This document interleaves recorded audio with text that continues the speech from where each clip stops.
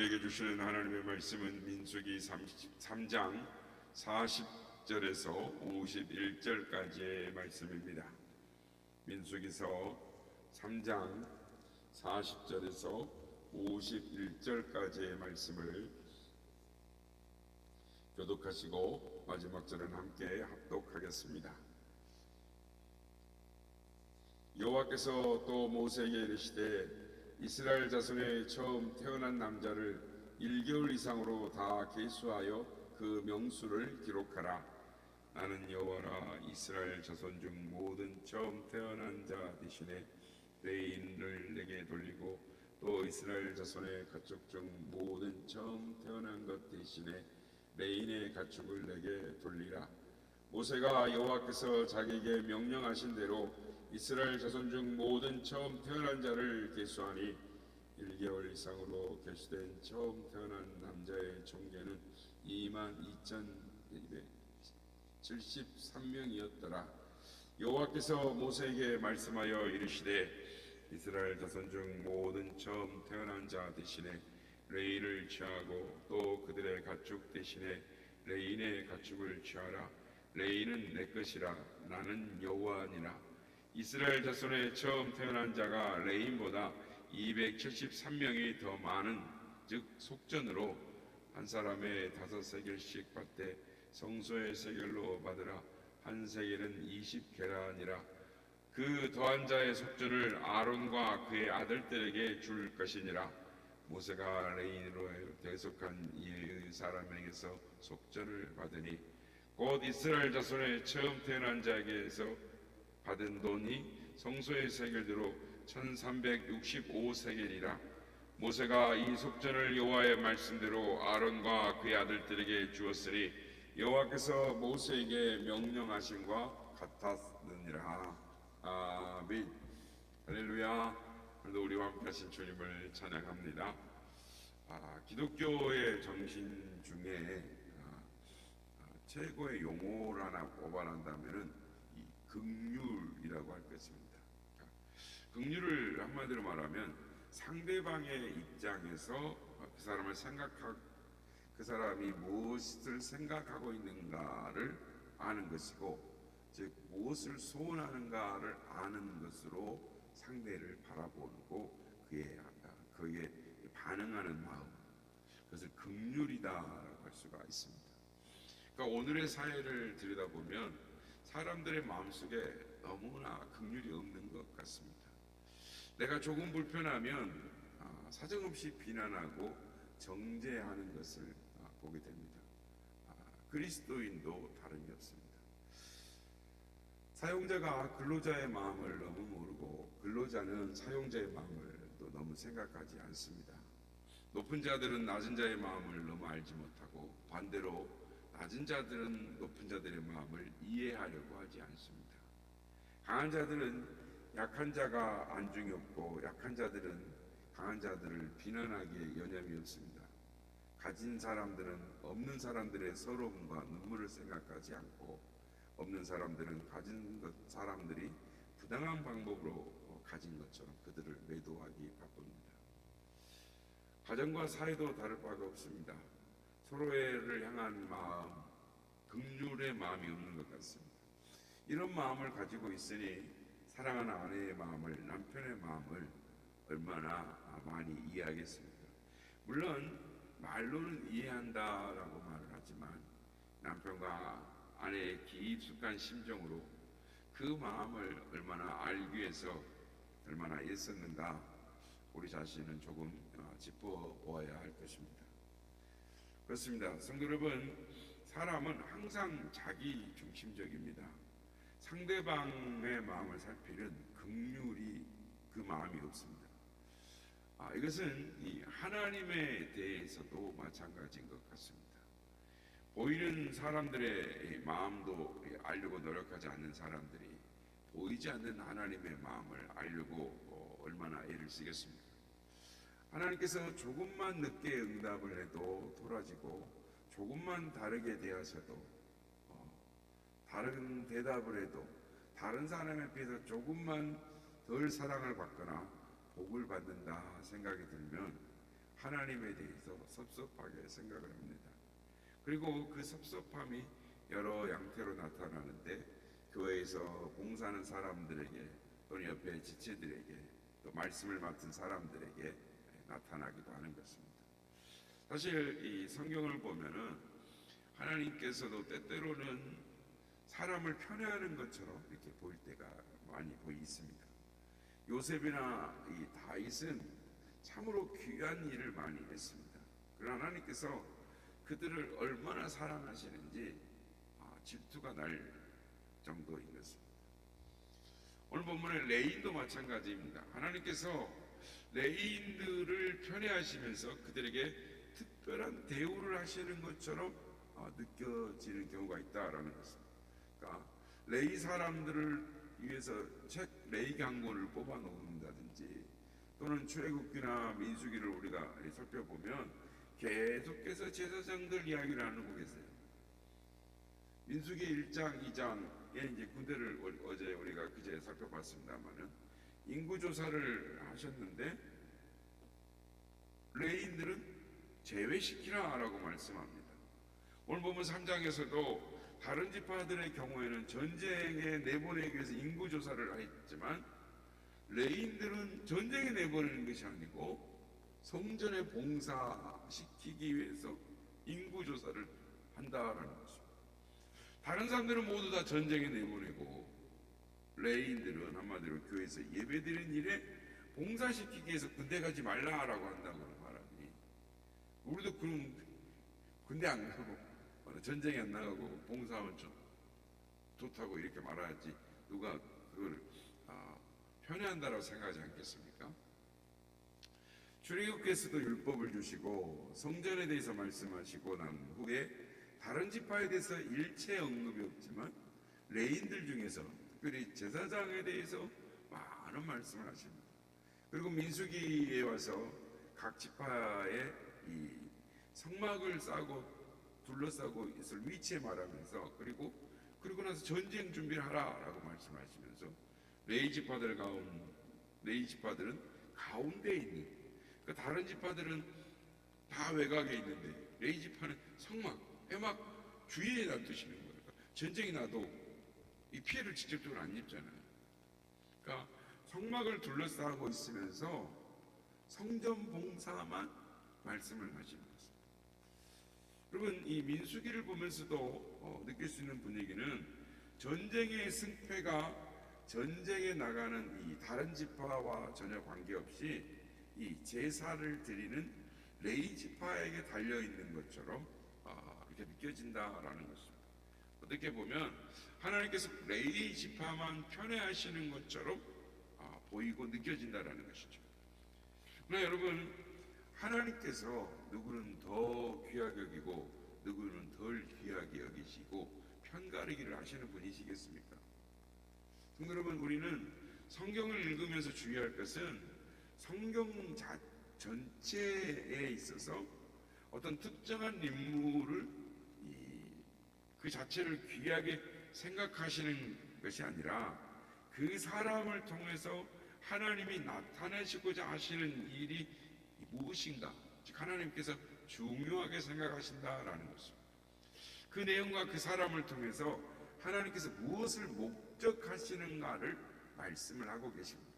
그러니까 예를 들면 죽은 사람을 살려냈던 이 참으로 능력이 많았던 대단한 하나님의 종 엘리사는 죽은 후에도 그 무덤에 이 뼈가 닿으니까 썩고 난 뼈에 닿으니까는 사람이 살아나는 거죠. 죽었던 사람 뼈에다가 장사를 지내다가 왜 군대가 쳐들어오니까 장사를 못 지내고 엘리사가 죽어있는 무덤에다가 장례를 지내다 말고 그 시신을 동굴에다가 휘딱 던졌는데 그 시신이 엘리사의 뼈에 닿았더니 사람이 살아났습니다. 이 일을 통해서 하나님 말씀하시는 것은 엘리사가 그처럼 위대한 선지자다라고 말씀하는 것이 아니라 하나님께서 그를 통해서 사람을 살리셨고 죽어있는 그 뼈를 통해서도 죽은 사람을 살릴 수 있는 분이 하나님이시다, 이 말씀을 하시는 것입니다. 유대의 여호사밧 왕이 있습니다. 모압과 이 암몬의 연합군과 전쟁을 할 때도 객관적으로 봐서는 이길 수 없는 전쟁이었지만 하나님의 말씀대로 맨 앞에다가 성가대 가운을 입히고 레이와 제사장들이 찬양을 한번 시작했더니 그러면서 뒤를 따라가겠더니 질 수밖에 없는 전쟁에서 대승을 거뒀습니다.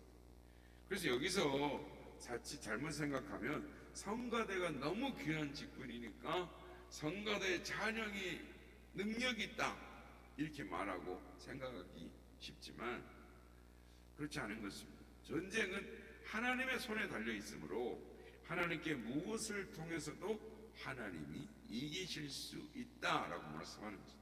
성가대의 찬양을 통해서도 또는 한 사람이 골방에서 드리는 기도로 말미암아 이 나라가 전쟁에서 이기게 되기도 하고 다시는 전쟁에 휩싸이지 아니할 수도 있게 하시는 분이 하나님이시다라는 것이죠.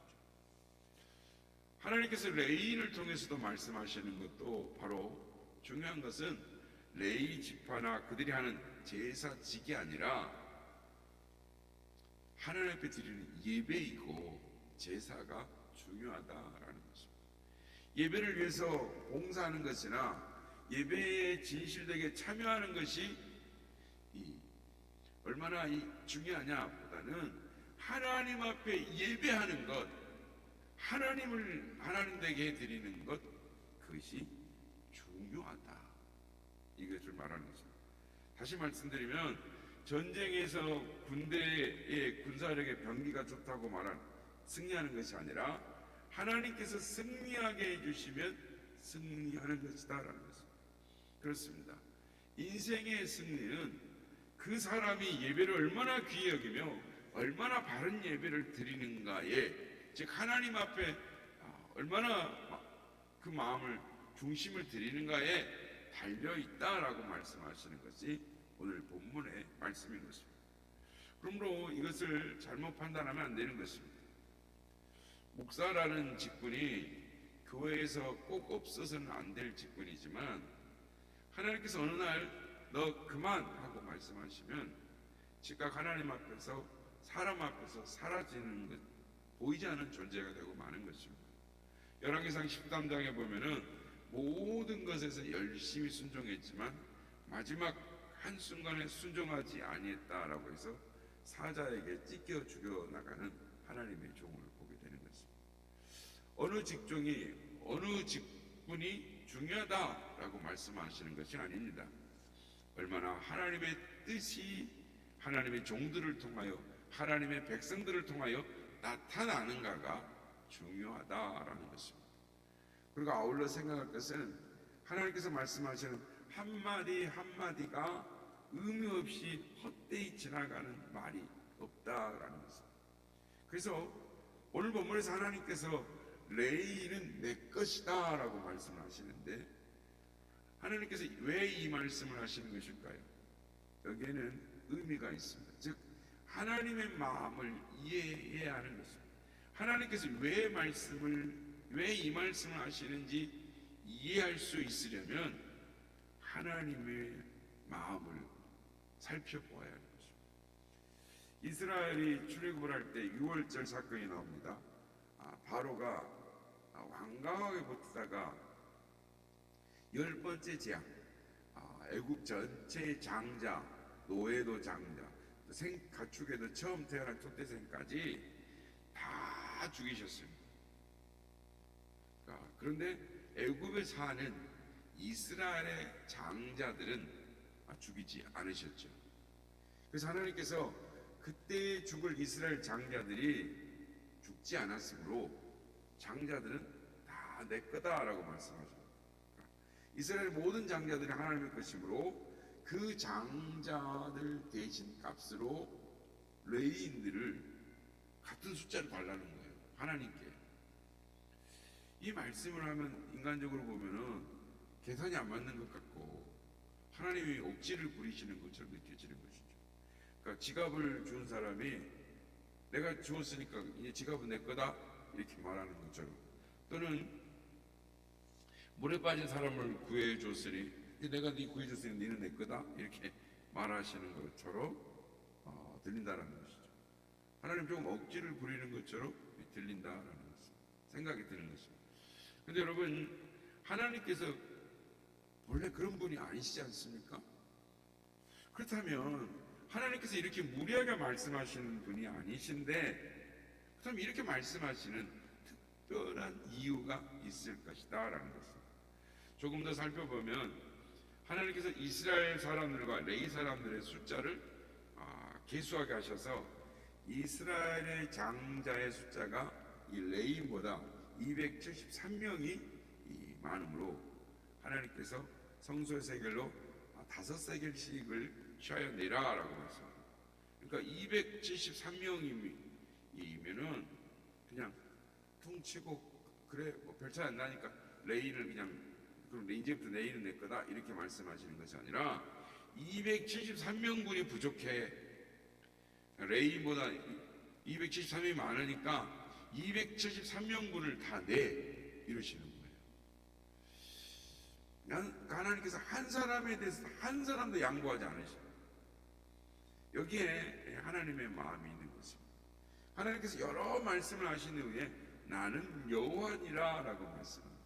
이 말씀은 당신께서 이스라엘을 살려준 구원자요 이스라엘의 아버지가 누구인가를 정확하게 말씀하시고 요구하시는 것입니다.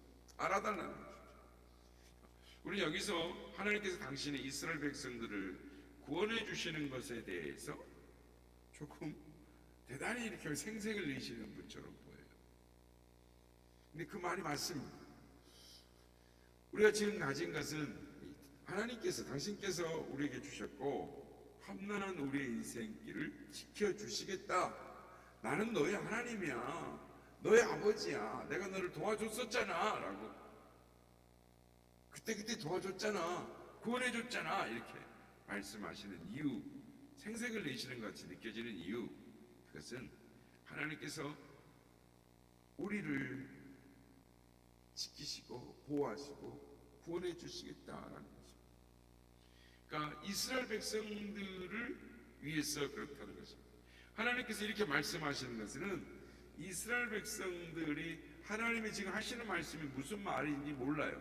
그럼에도 불구하고 하나님께서는 이스라엘 백성들을 구원해 주셨고 평탄케 해주셨고 지켜주셨고 그래서 하나님은 처음부터 끝까지 이스라엘 편이라는 거죠. 어제도 오늘도 앞으로도 영원토록 나는 너희들 편이야. 너희들을 사랑해 라고 말씀하시는 것입니다. 그러므로 하나님께서 우리를 향하신 마음이 어떠한지 하나님이 어떤 분이신지를 알므로 하나님을 의지하고 그 하나님을 계속해서 경배함으로 하나님으로부터 구원을 받고 보호를 받고 공개를 받으라 라고 말씀하시는 것입니다. 광야의 길이 우리의 인생길이 지금까지 살아온 그 길이 험난하고 어렵다 할지라도 아니 앞으로 그럴지라도 너희가 너희를 생각하시는 그 하나님의 마음을 안다면 하나님께서 우리의 길을 평탄케 하시고 우리를 지켜주시고 인도해 주시겠다라는 것입니다. 그러기는 오늘도 하나님은 계속 우리에게 말씀하십니다. 나는 너를 구원하는 하나님이다. 나는 너를 지키는 하나님이다. 나는 너를 붙드는 하나님이다. 내가 너를 책임져 줄 거다라고 계속 말씀하시는 것입니다. 그렇다면 우리는 그 하나님 앞에 어떤 마음으로 살아가야 할 것인가? 아니 우리의 삶을 어떻게 드림으로 살아가야 할 것인가? 오늘 말씀을 통해서 다시 한번 우리는 깨닫게 되는 것입니다. 그러기는 오늘도 우리를 그렇게 사랑하시는 그 하나님의 마음을 깨닫고 주님 우리도 주님을 사랑합니다 고백하며 지나치다 할 정도로 주님 알아요. 주님 사랑합니다. 주님 감사합니다. 주님 경배합니다. 주님만이 나의 소망이고 나의 기쁨입니다. 이렇게 고백하며 살아가는 우리 모두가 다 되시기를 예수님의 이름으로 축복합니다.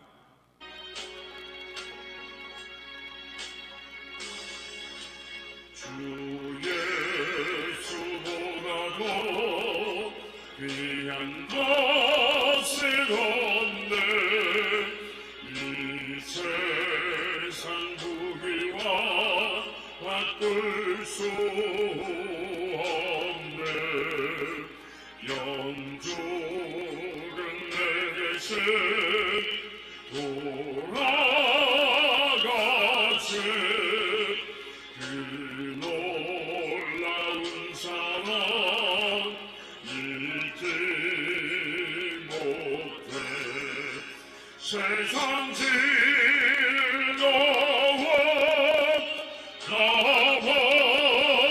가버리고 세상 자랑 나 버렸네. 주 예수보다도 귀한 것은 없네. 예수 밖에는 없네. 주 예수보다도 귀한 것은 없네. 이 세상 명예와 바꿀 수 없네. 이전에 즐기던 세상을도 주 사랑하는 마음 잊지 못해. 세상 즐거움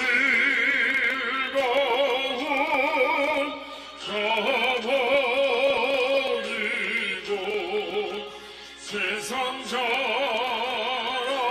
나 버렸네. 주 예수보다도 귀한 것은 없네.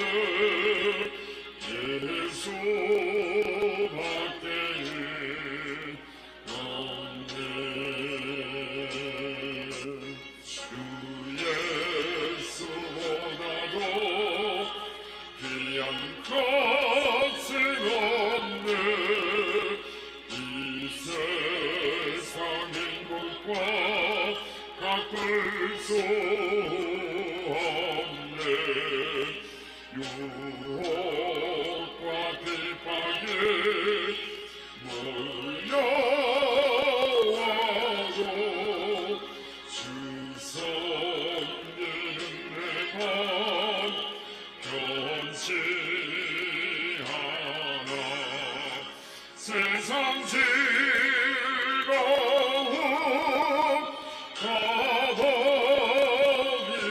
가버리고 세상 자랑 다 버렸네. 주 예수보다도 귀한 것은 없네. 예수 밖에는 없네.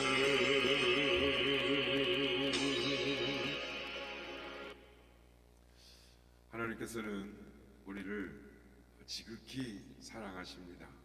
특별히 하나님을 예배하며 하나님을 경배하며 오직 그 하나님의 마음을 알고 하나님 감사합니다, 사랑합니다, 하나님을 기뻐합니다, 하나님 앞에 감사와 찬송과 영광을 올려드리며 그 하나님의 마음을 알아주고 그 하나님을 기뻐하며 나아가는 자를 하나님이 사랑하십니다.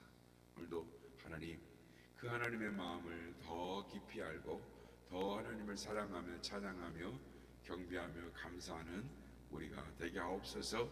우리에게 믿음을 더하여 주시옵소서. 이렇게 기도하기 원합니다.